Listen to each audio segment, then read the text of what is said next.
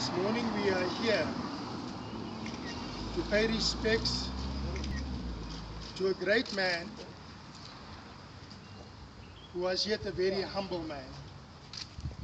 And it is because of his humbleness that he actually became the great man that he was, and that will always remain for us as South Africans, and indeed for us as humanity.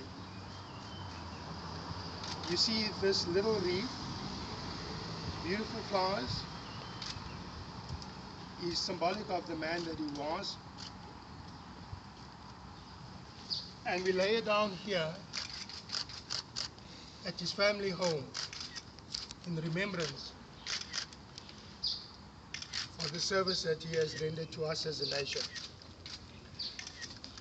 I want to read something, and that is taken from the Bible. It's the book of James 1 verse 12. Blessed is the man who perseveres under trial, because when he has stood the test, he will receive the crown of life that God has promised to those who love him.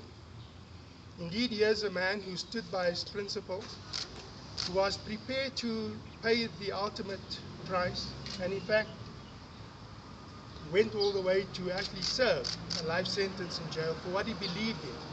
And that is that we are all born free and that we are equal, and more so equal in our country of birth. He stood by his principles even when he was offered his freedom. He knew what it was to be a servant of the people. Indeed, he had stood the test of time. Another thing that he has taught me is that by befriending your adversary, you actually defeat your enemy. And we know that in the 1990s, our country was on the brink of civil war and going up in flames. But we were blessed to have this giant of a man who calmed the fears of the nation and brought about peace, and laid the foundations to a rainbow nation, a nation in which you and I and generations to come would be able to find a home in and a place of safety. Another thing I'd like, a little saying that I'd like to read out to you, it's from Gerald G. Jampolsky. Inner peace can be reached when we practice forgiveness. Forgiveness is the letting go of the past and is therefore the means for correcting our misperceptions.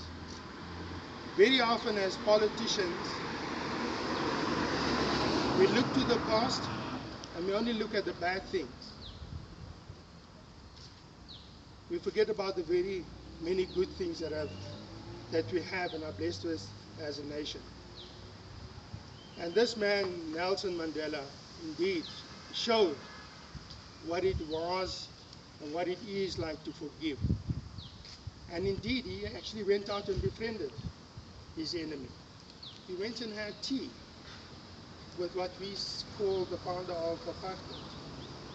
He showed that through forgiveness we can build on a strong foundation into a future, a brighter future.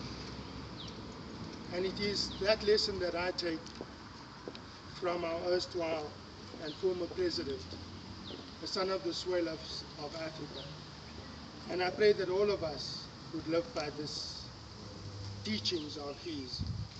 The challenge for us here onward is not just to remember his legacy, but for you and I to continue to grow upon it and to build upon it. I thank you all for coming here this morning.